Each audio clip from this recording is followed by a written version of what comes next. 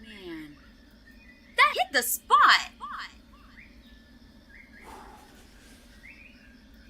Were you holding your breath this whole time? No. You know, as far as bribes go, yours are the best. None of the others know how to make tea this good. So, humans. Oh no. Oh yes, this is an important topic, Naga. Is it really, Mabrah? Trust me, these creatures are some of the most fascinating things out there.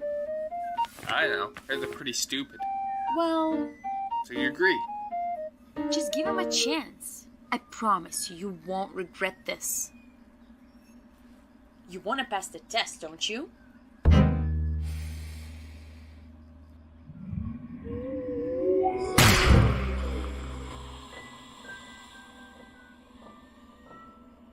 You're getting better at your conjuring. Yeah, one of the many, many other things I'm actually interested in. Human studies. Such a dumb elective. You should have thought of that earlier. Well, everything else was taken. Now can you please help me? Just try to keep up.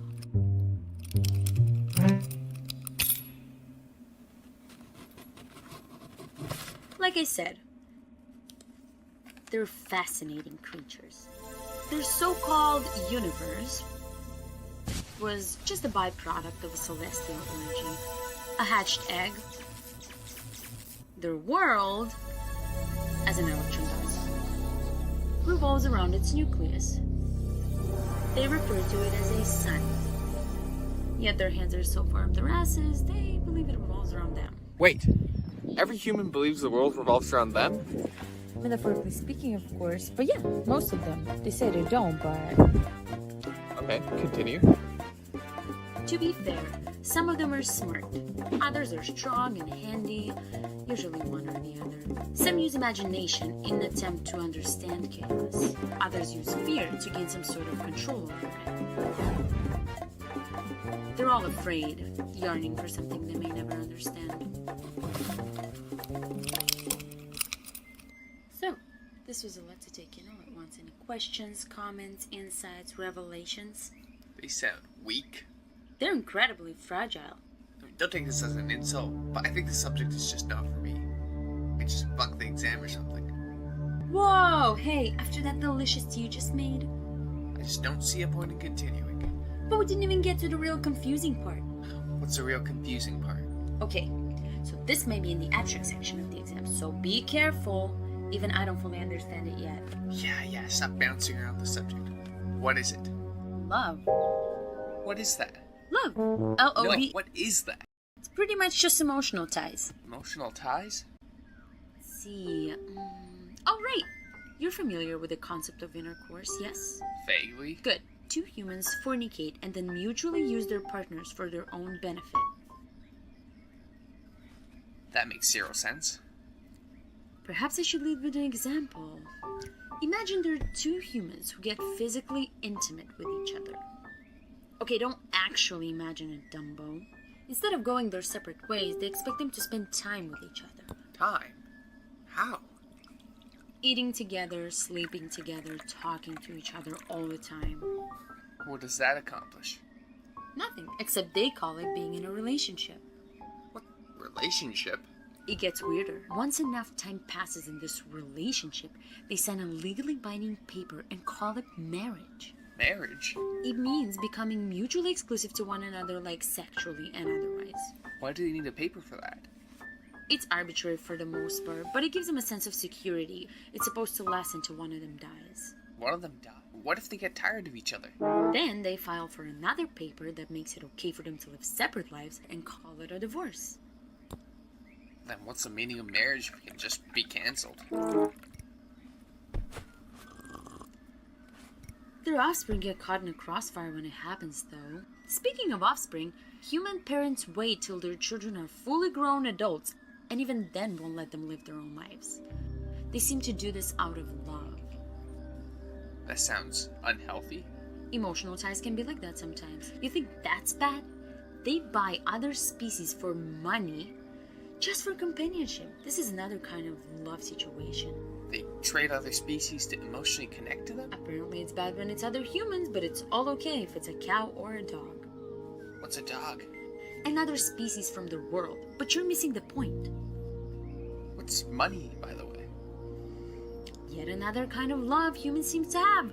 A more materialistic sentimentality, if you may. Money itself is a piece of paper that they use to trade for these materials. They started off trading items for items, but then no one could figure out what's worth what. So, they gave a numerical value to them? They've given numerical values to everything.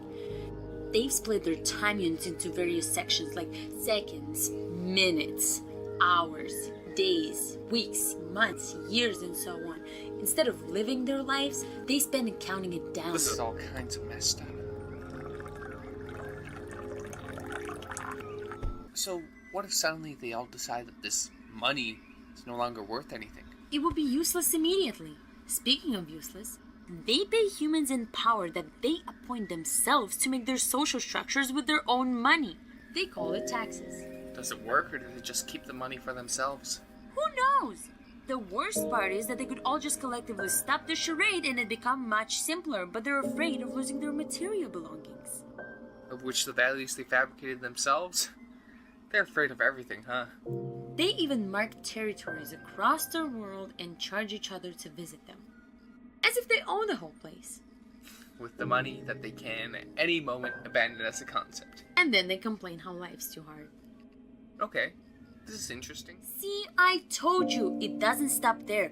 They've color-coded their race as a means to segregate. Gender is a huge debate, power dynamics, oppression, unnecessary generalization, bigotry, greed, all of which can be summarized into a single term: politics. What they can or can't do, should or shouldn't do. Religion is a dicey subject too, which has everything to do with different beliefs in different higher beings. It's a whole mess. They'll fight each other over anything, huh? And then preach about peace. This is wild.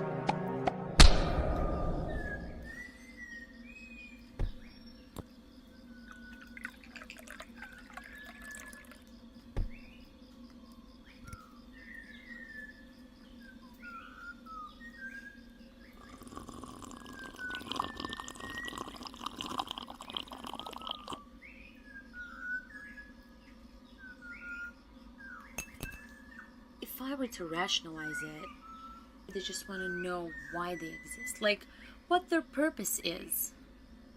Fear, doubt, love. It can make anyone paranoid, right? They're idiots, marching towards doom step by step, wondering why nobody's stopping their feet from moving. Still, there's an odd charm to them. I can't quite describe it with words. I don't know. They search for conflict while speaking against it. They fear everything and don't do anything to overcome it. And don't even get me started on this whole love thing. I agree with all that, I do. But just think about this. They don't know anything about their entire existence. Chaos is innate in everything. If they keep resisting it with these meaningless rules, they'll always be like this. Like I said, emotional ties. It's hard for them to let go of the way they perceive something, even if it means understanding more of their world. They're all hypocrites, fighting a losing battle against their own minds. Their hearts are in the right place, though. Most of them, anyways. We're so different in that sense, then, huh? Are we? Well, we don't really feel fear, or doubt, or love. I mean, you did bribe me to pass an elective multiple times. Well, there's no emotional ties to that, so that's not love. You didn't have to refill my cup 4 times. What do you think that means? That you like the tea so much that you drank 4 cups worth of it? That I like your tea so much that I drank 4 cups worth of it. No, that's not true. No, I just did to get as much information as I could. I thought you didn't even like the subject to begin with and rather flunked the test. Which is it? Hold on a minute, that's... Not fair. You said those things yourself. It seems like you're making your own problems and then complaining about them,